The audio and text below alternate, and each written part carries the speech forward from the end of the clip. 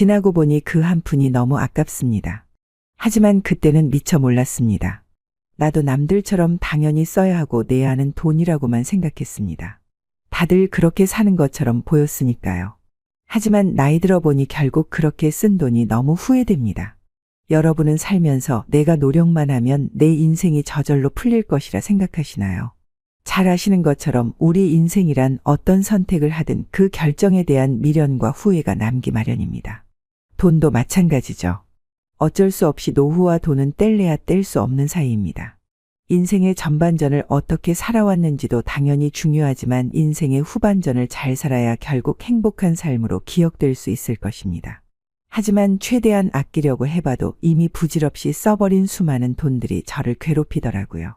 현재 우리나라는 이미 고령화 시대로 접어들었습니다. OECD 회원국 중에 60세 이상 노인의 빈곤율이 가장 높기도 한데요. 나이가 들면 이제 내 몸 하나 성하지 않은 곳이 없고 예상치 못한 의료비도 크게 지출되는 경우가 많습니다. 그래서 오늘은 70이 넘은 분들의 90%가 여기에 돈 쓴 것을 후회한다는 내용을 알려드리겠습니다. 한 살이라도 더 늦기 전에 내 씀씀이를 점검을 해보는 시간이 되시길 바라겠습니다. 첫 번째는 바로 경조사비입니다. 우리는 나이가 들어가면서 아는 사람도 많아지고 주변 사람도 많아지기 때문에 어쩔 수 없이 매주 참석해야 하는 것이 남의 경조사입니다. 돌이켜보면 저는 거의 매주 남의 결혼식장을 돌아다녔죠. 언젠가 그 돈이 다시 돌아올 것이라고만 생각했습니다. 경조사에 다녀오면 거의 기본 10만 원 이상 부조를 해야 한다고 아우성인데 매주 경조사비가 10만 원씩 나가니 매달 최소 40만 원씩은 나갔습니다. 가족의 소중한 생명보험도 아니고 경조사비로만 40만 원이 나가는 것은 나중에 노년기에 들어서 정말로 아쉬운 돈입니다. 또 돌려받지 못할 가능성도 갈수록 높아지는 것이 현실입니다. 그래서 요즘은 경조사가 오히려 일종의 스트레스로 다가옵니다. 마음으로는 정말 축하도 해주고 진심을 다해 다녀오면 다행이지만 내가 소득이 없으면 경조사도 마음 놓고 갈 수 없는 것이 냉혹한 현실입니다. 그렇다고 과거에 내가 받은 만큼 돌려주지도 않고 모른 채 한다면 그것 또한 본인의 양심의 가책이 들기 마련인데요. 물론 내 경조사를 챙기신 분들에게 그 마음을 다해야 하는 게 인간된 도리이기에 굳이 가지 않아도 될 경조사까지 챙겨서 참여하시는 것은 나이 들어서 불필요한 지출 중 하나입니다. 긴 인생을 놓고 보면 경조사비가 쌓이면 정말 큰 돈입니다. 작게 세어나가는 돈이라 체감이 안 될 뿐이죠. 잘 계산해 보면 아마 여러분이 낸 돈이 작게는 수백에서 많게는 수천만 원일 것입니다. 그러니 지금이라도 내가 정말 가깝다고 생각하는 사람만 진심으로 축하해주고 그 외에는 마음으로만 진심으로 축하해주세요. 축하도 매번 하게 되면 그 진심도 없어지기 마련입니다. 제 지인 중에는 이런 경우도 있습니다. 다 같이 있는 모임 카톡방에서 나는 앞으로 경조사에 참여하지 않을 거라고 선포를 하기도 했는데요. 본인의 경조사에도 아무도 안 와도 상관없다고 말하더군요. 물론 이렇게까지 할 필요는 없지만 그렇다고 해서 또 서운해할 필요도 없다는 생각이 듭니다. 냉혹해 보이지만 어찌 보면 현명한 행동일 수 있습니다. 본인의 인생을 친구들이 책임질 수 없는데 누가 무엇이 어떻다고 할까요? 서로 기분 나빠하고 싸울 것도 없다고 봅니다. 경조사를 챙길 수 있는 건 본인의 삶이 일단 유지가 돼야 남도 챙길 수 있는 법입니다. 그러니 나이 들어서는 불필요한 경조사에 굳이 참석하지 않는 것이 불필요한 지출을 막는 첫 번째 지름길입니다. 체면치레를 하기 위해서 너무 많은 돈을 지출해 노후에 고생하는 일이 없기를 바랍니다. 두 번째를 알려드리기 전에 구독과 좋아요 해주시면 노후에 필요한 지혜를 제가 무료로 알려드리겠습니다. 미리 감사드립니다. 그럼 계속하겠습니다. 두 번째는 바로 남에게 있어 보이려고 샀던 사치품입니다. 주변을 보면 이런 사람들이 있죠. 간혹가다 지인 동창회 모임에 나가면 온몸에 금칠을 하고 명품으로 치장한 사람들이 있습니다. 꼭 이 정도는 아니더라도 하나씩은 명품을 갖고 있기 마련입니다. 그 정도 여유가 되지 않더라도 남에게 너무 꼴리지 않기 위해서입니다. 사실 저도 그런 적이 있습니다. 하지만 나이 들어서 지출한 것 중 가장 후회하는 것은 바로 나에게 맞지도 않은 사치품을 구매한 것이랍니다. 명품은 막상 살 때는 좋겠지만 얼마 지나지 않으면 그 만족도가 생각보다 오래가지도 않습니다. 정말 금방 사그라들기 마련이죠. 내가 외적으로 좋아 보이는 것도 물론 중요하지만 굳이 여유도 없는데 사치품을 사가면서 내가 그럭저럭 잘 산다고 포장할 필요가 없습니다. 또 남들은 내가 들고 있는 것과 갖고 있는 것에 그렇게 관심이 없습니다. 오히려 나이가 들면서 제일 중요한 것은 본인의 인성과 행동에서 나오는 인품과 평판이기 때문에 겉모습은 가끔가다 새치를 염색하고 옷을 깔끔하게 입는 것으로도 이미 충분합니다. 아무리 몸에 명품을 둘렀다 한들 배가 나오거나 인성이 파탄 나 있다면 아무 의미가 없습니다. 귀티나 보이지도 않죠. 차라리 사치품에 돈 쓸 바에는 내 건강에 투자하세요. 건강을 챙기는 것이 오히려 돈을 버는 지름길입니다. 당장의 소비로 행복감을 사기에는 녹록지 않은 빡빡한 세상입니다. 욜로 하다가 골로 간다는 말이 있듯이 사치품에 돈 쓰지 말고 건강에 투자하세요. 하지만 그렇다고 해서 아무 말이나 듣고 몸에 좋다는 이상한 영양제와 의료기기를 사서는 안 됩니다. 나이가 지긋하신 어르신분들이나 평소 자기가 몸이 허약하다고 생각하시는 분들이 영양제와 의료기기를 무분별하게 구매하는 경향이 많습니다. 물론 정상적인 업체를 통해서 물품을 구매하면 다행이지만 이런 곳은 보통 다단계나 주변 지인을 통해서 비싸게 판매하는 경우가 정말로 많습니다. 뉴스에도 심심치 않게 나오는 것이 바로 이런 의료기기나 영양제 다단계입니다. 잘 따지고 보면 말도 안 되는 의료기기를 수십에서 수백만 원에 팔고 있고 아무 효능도 없는 영양제를 잘 모르는 어르신들에게 비싸게 팔고 있는 것이죠. 급한 마음에 이런 곳에 돈 쓰면 절대로 안 됩니다. 차라리 영양가 있는 음식을 먹고 꾸준히 등산을 다니는 것이 제일 좋습니다. 사실 우리 몸은 음식에서 나오는 영양분을 다 섭취하기도 부족합니다. 부족하다면 비타민과 미네랄 정도인데 몇만 원 하는 종합 비타민으로도 충분히 섭취가 가능합니다. 그런데 비싼 영양제가 몸에 좋다는 거짓말에 속아 친구나 지인을 통해서 비싼 영양제나 거짓 광고로 도배된 의료기기를 사지 마세요. 그럴 시간에 가벼운 운동을 꾸준히 하는 게 제일 좋습니다. 나약해진 사람의 심리를 이용한 마케팅에 가깝습니다. 여러분은 이런 데 속지 않으시길 바랍니다. 나이 들고 보니 제일 아까웠던 것.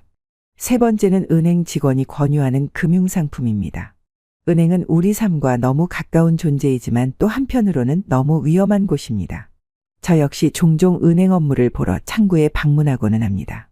갈 때마다 창구에 앉아있는 젊은 직원은 친절하게 저에게 이번에 금리가 아주 높은 투자 상품이 있다면서 기회를 놓치지 말라고 항상 가입을 권유하더라고요.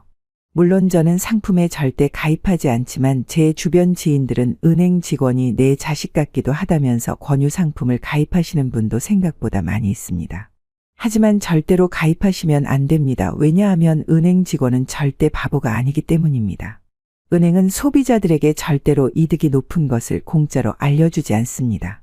다 제값을 치르고 상품 권유를 받는 것인데요. 상품에 가입하면 우선 권유한 직원이 혜택을 보게 되고 은행에 돈을 벌어다 주는 꼴입니다. 물론 상품이 이익이 나면 상관이 없겠지만 손실이 발생하면 그때 문제가 생깁니다. 은행에서는 절대로 책임지지 않습니다. 처음 상품에 대한 약관을 들었을 때는 무조건 이익을 보고 원금 손실이 없다고 하지만 나중에 상품이 잘못되어 손실을 보게 되면 없던 약관이 새로 나오게 되고 조그만 글씨로 쓰여 있는 걸 발견하게 됩니다. 정말 나 몰라라 하는 꼴입니다. 그래서 은행은 정말 조심하셔야 합니다. 다 옛말이 맞습니다. 세상에는 공짜가 없다는 말이 있듯이 내 손 하나 안 타고 돈 벌어다 주는 곳은 없다고 생각하시길 바랍니다. 은행이 추천해 주는 것이니 좋겠지 싶어서 무턱대고 투자했다가 노후 자금을 모두 날린 경우도 정말로 많습니다. 꼭 좋은 상품을 찾아 투자하지 않아도 충분히 잘 먹고 잘 살 수 있습니다. 단 한순간의 잘못된 판단으로 노후에 꼭 필요한 자금을 잃어버리는 일이 없으시길 바랍니다. 어떠신가요? 조금 더 나이 들어 여러분의 없어서는 안 될 소중한 노후 자금이 줄줄 새어나가고 있지는 않으신가요? 돈이 전부는 아니지만 돈이 없으면 인간다운 삶을 살기 어려운 사회입니다. 지나고 보면 별것 아닌 것 같지만 다 아까운 돈이고 한 푼이라도 아쉬운 상황이 옵니다. 부디 여러분은 풍요로운 노후를 보내시기 바라며 오늘 제 경험으로 알려드리는 인생의 지혜가 여러분의 삶을 조금씩 변화시키길 바랍니다. 그럼 구독, 좋아요 한 번씩만 부탁드리겠습니다. 정말로 감사드립니다. 더 나이 들기 전에 한 번쯤은 반드시 생각해 보셔야 하는 문제가 있습니다. 여러분은 우리가 남은 인생을 보낼 주거지에 대해 깊게 생각해 보신 적이 있나요? 여러분은 현재 어디서 살고 계신가요? 우리는 나이가 들면 내가 앞으로 살아야 할 곳을 정해야만 하는 순간이 옵니다. 지금 계신 곳이 아니라 다른 곳으로 가야 한다는 의미입니다. 다른 곳에서 산다고 하면 많은 분들은 전원주택으로 가야 되나 아니면 실버타운으로 이주해야 하나 이런 고민을 하실 것입니다. 은퇴를 앞둔 우리나라 중장년층을 대상으로 노후에 희망하는 주거 형태에 대한 설문조사를 진행했습니다. 응답자의 79%는 지금 현재 살고 있는 집에서 살겠다고 답했습니다. 지금까지 살아오기도 했어서 정든 집에서 계속 지내고 싶어하는 마음을 잘합니다. 하지만 반대로 다른 곳으로 이주하고 싶다는 생각을 갖고 계신 분도 21%나 있었습니다. 여러분은 어떻게 생각하시나요? 은퇴 후 어디에서 살 것인가는 기본적인 의식주에 포함되기 때문에 은퇴 생활에서 매우 중요한 문제입니다. 하지만 많은 분들이 선택을 미루고 계시다가 진짜 문제가 닥쳤을 때 부랴부랴 거주지를 선택하느라 잘못된 곳을 고르는 안타까운 경우도 많습니다. 오늘은 노후의 거처를 선택할 때 반드시 고려해야 하는 것들에 대해서 현실적으로 알려드리도록 하겠습니다. 제 이야기를 들어보시고 현재 고민하고 계신 부분에 대해서 자유롭게 의견 남겨주시면 정말 감사하겠습니다. 우선 제일 많이 궁금해하실 만한 것부터 말씀드리겠습니다. 우리가 집을 구할 때 반드시 피해야 하는 것은 바로 전원주택입니다. 은퇴자들이 제일 많이 환상을 갖고 있지만 또 제일 후회하는 집은 전원주택입니다. 많은 이들이 퇴직 후 전원주택에서의 삶을 꿈꾸곤 합니다. 자연 속에서 여유롭게 지내고자 하는 마음에서 출발하지만 실제로 전원주택 생활은 예상과 다른 현실을 맞이할 때가 많습니다. 첫 번째로 전원주택 지역은 주변에 편의시설이 부족한 경우가 많습니다. 주변에 병원이나 복지시설이 적어 의료 서비스의 접근성이 낮고 사회적 활동을 할 장소도 제한적인 경우가 대부분입니다.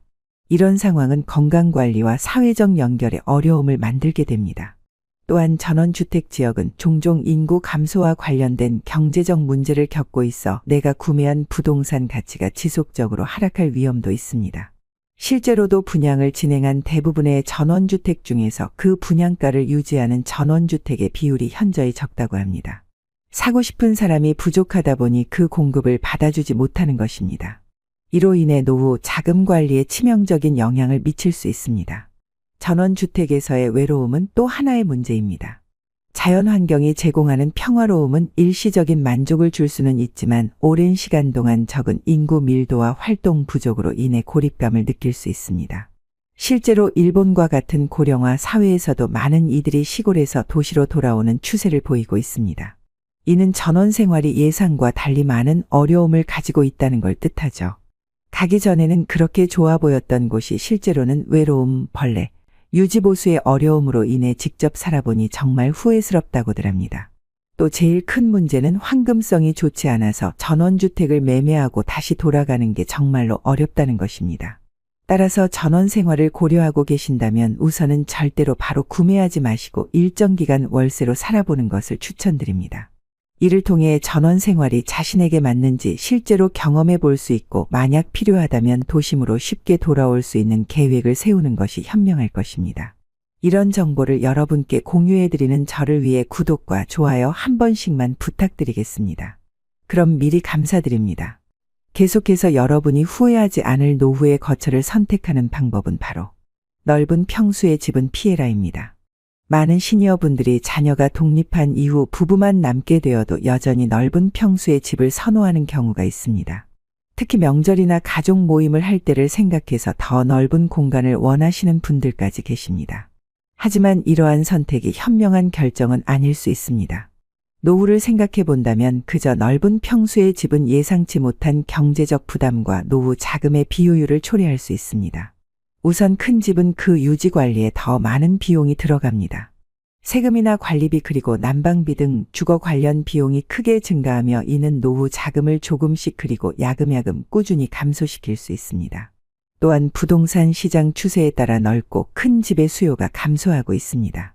1인 가구의 증가와 젊은 세대 중 결혼을 하더라도 자녀를 두지 않는 경우가 늘어나면서 넓은 주택에 대한 수요가 줄어들고 있는 것이죠. 이러한 사회적인 변화는 나중에 내가 소유한 큰 집을 매매하고자 할 때 시세가 하락해서 매매가 곤란한 경우가 발생할 수 있습니다. 따라서 노후에는 너무 넓은 집보다는 관리가 용이하고 경제적으로 부담이 덜한 적당한 크기의 집을 선택하는 것이 현명합니다. 그동안 살던 집이라 당장 떠나는 것이 어려울 수 있다는 것은 잘 알고 있습니다. 하지만 이런 선택은 장기적인 관점에서 더 안정적인 노후 생활을 도모할 수 있게 도와줄 것입니다. 하지만 그렇다고 해서 너무 극단적으로 평수가 낮은 집에 가는 것은 또 피해야 합니다. 무조건 작은 집으로 가야겠다는 생각에 10평 미만 집을 선택하는 경우도 있는데요. 보통 정부에서 지원하는 실버 임대주택의 경우에도 전용 8평에 10평 정도가 많고 오피스텔의 경우에도 10평이 제한되는 곳이 많습니다. 하지만 나이가 들면 너무 좁은 집에는 살 수 없습니다.